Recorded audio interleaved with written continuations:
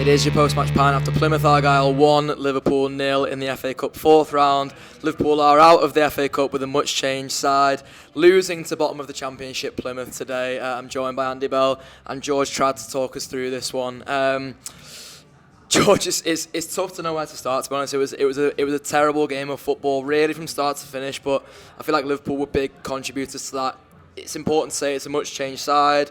It's important to say, you know, that will lead to a sort of feeling of disjointedness as much for us watching it as between the players. But Liverpool really didn't give a good account of themselves today.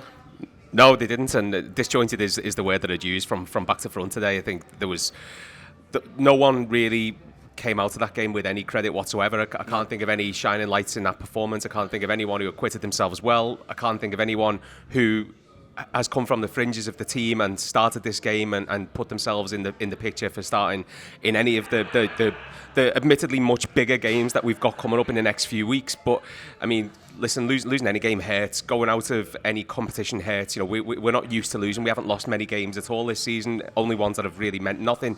And I know it's indicative of kind of the level of priority that the manager gives to this, the team selection that he's made today. But it's still great. I mean, it was devoid of quality. It was poor all over the park. There was very little fight, very little.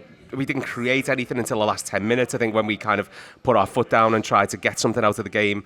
But yeah, they should be criticised for today. And the manager probably, I mean, for me, I think the manager should have left more on the bench today. I understand that we've got 5 league games before the end of February, and each one of them is much bigger than this game.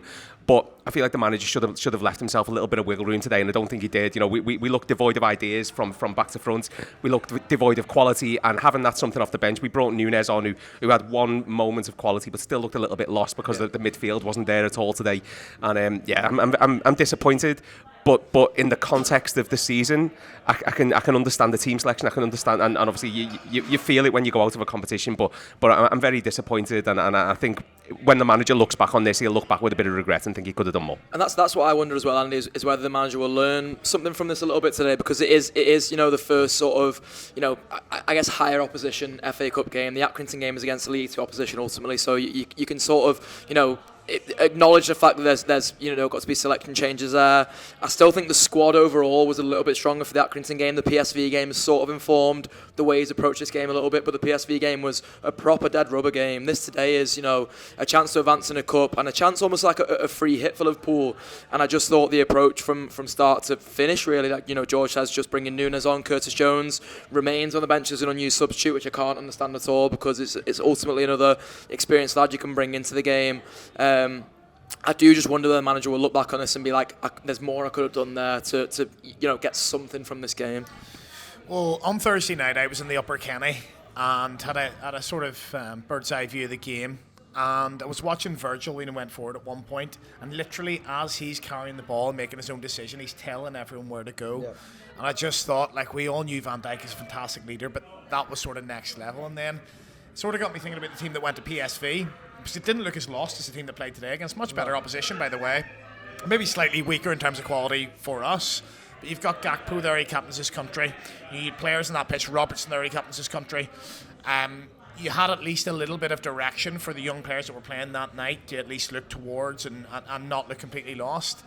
I think the biggest thing from that performance is the senior players show absolutely no leadership whatsoever. The front three are not in the game in any way, shape or form. Nobody's saying, right, you drop into midfield, let's get a little bit more of a control here. It just seemed to be get a control of the ball at the back and lump it towards those three, which didn't work. And even when Nunes came on, it still didn't work. It was completely devoid of ideas. Plymouth were the better team. They create the better chances. We create next to no chances whatsoever. And it's not even one of those where you can say it's poor finishing.